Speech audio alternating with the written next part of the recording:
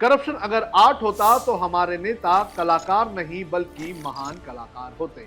धमकाना, डराना और फिर उससे मोटी रकम वसूल करना, ये अब कोई माफिया नहीं कर रहा है, ये काम अब मंत्री कर रहे हैं। और इस मामले में लपेटे में आ रहे हैं महाराष्ट्र सरकार में परिवहन मंत्री प्रताप सरनाईक, जिनकी कहानी शुरू होती है एक वायरल वीडियो से और खत्म होती है दही हंडी के एक इवेंट में करोड़ों की स्पॉन्सरशिप लेने के आरोपों पर। आज हम आपको दिखाएंगे कि कैसे नेता एक कंपनी को पहले गलत बताते हैं और फिर उसी कंपनी को अपना पॉकेट मनी बना लेते हैं। ये ब्लैकमेल पॉलिटिक्स का नया मॉडल है और इस मॉडल के प्रोड्यूसर, डायरेक्टर, हीरो सब खुद मंत्री जी हैं, ऐसा विपक्ष का कहना है। चलिए जानते हैं क्या है ये पूरा मामला, क्या है प्रताप सरनाईक की ये स्टोरी। नमस्कार, आप देख रहे हैं लोकमत हिंदी। मेरा नाम है सोनू कनौजी। जुलाई का महीना था, मुंबई में बारिश की शुरुआत थी और महाराष्ट्र असेंबली में विपक्ष का हंगामा।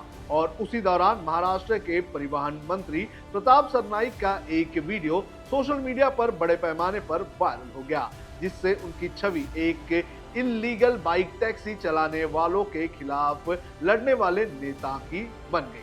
वीडियो में दिखाई देता है कि कैसे नेताजी रैपिडो नाम की एक बाइक टैक्सी सर्विस से राइड ऑर्डर करते हैं और जब राइड विधान भवन के पास आती है तो उस कंपनी को नेताजी एक्सपोज करने का काम करते हैं।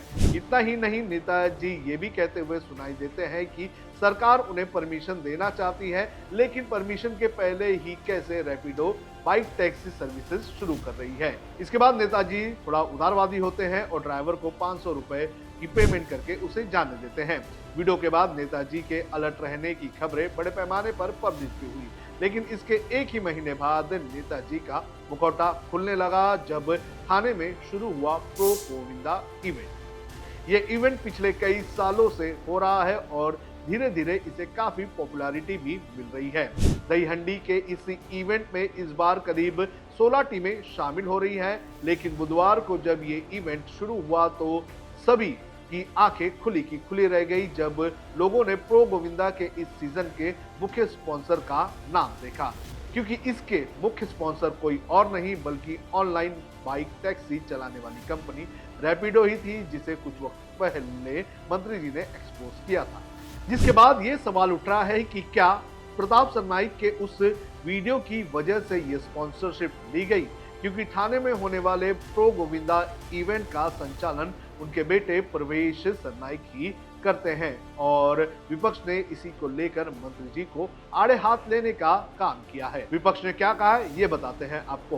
कांग्रेस नेता विजय वडेट्टीवार ने अपने सोशल मीडिया हैंडल पर लिखा कि पहले कंपनी को पकड़ा, वीडियो बनाया, अपनी छवि बनाई और फिर उसी कंपनी से इवेंट के लिए पैसे लिए।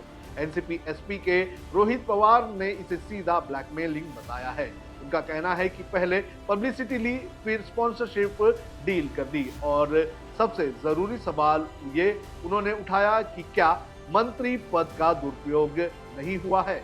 अब ये सवाल है कि क्या मंत्री जी बनने का मतलब यही है, पहले किसी कंपनी के पीछे कैमरा लेकर पड़ो, उसे गैर कानूनी घोषित करो और फिर उसे डराओ धमकाओ और फिर जब वो झुक जाए तो उसके पास से पैसे अपने बेटे के इवेंट के लिए इकट्ठा करो, कानून की किताब के पन्ने फाड़ दो, नैतिकता को जमीन में गाड़ दो और फिर कहो कि जय बजरंगबली।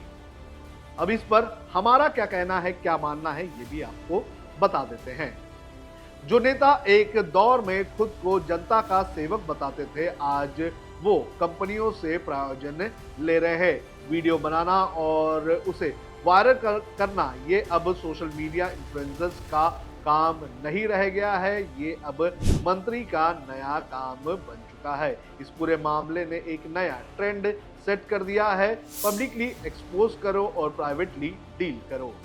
जनता पूछती है कि क्या यही लोकतंत्र है? क्या ट्रांसपोर्ट मंत्री का काम कंपनियों को वीडियो बनाकर धमकाना है? क्या मंत्री बनने का मतलब अब मॉरल पुलिसिंग और फिर करोड़ों की स्पॉन्सरशिप डील करना है?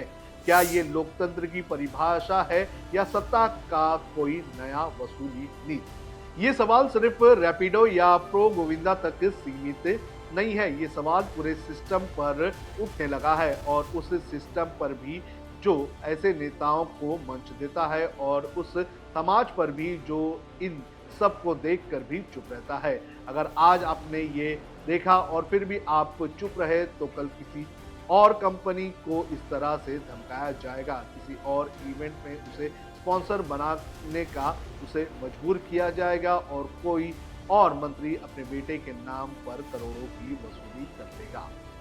क्योंकि अब ऐसे नेताओं के लिए करप्शन कोई आरोप नहीं है, वो अब बिजनेस मॉडल बन चुका है। प्रताप सरनाईक की अगर बात करें तो प्रताप सरनाईक जो है वो अपने आप में काफी कंट्रोवर्शियल नेता रहे हैं। उनके ऊपर ईडी की भी बड़े पैमाने पर कार्रवाई होती रही है और जब एकनाथ शिंदे ने उद्धव ठाकरे के साथ बगावत की थी तो उसके बाद प्रताप सरनाईक एकनाथ शिंदे के साथ चले गए थे। कहा यह भी जाता है कि ईडी के डर के वजह से प्रताप सरनाईक जो है वो एकनाथ शिंदे के साथ चले गए थे और उद्धव ठाकरे को उन्होंने धोखा दिया था।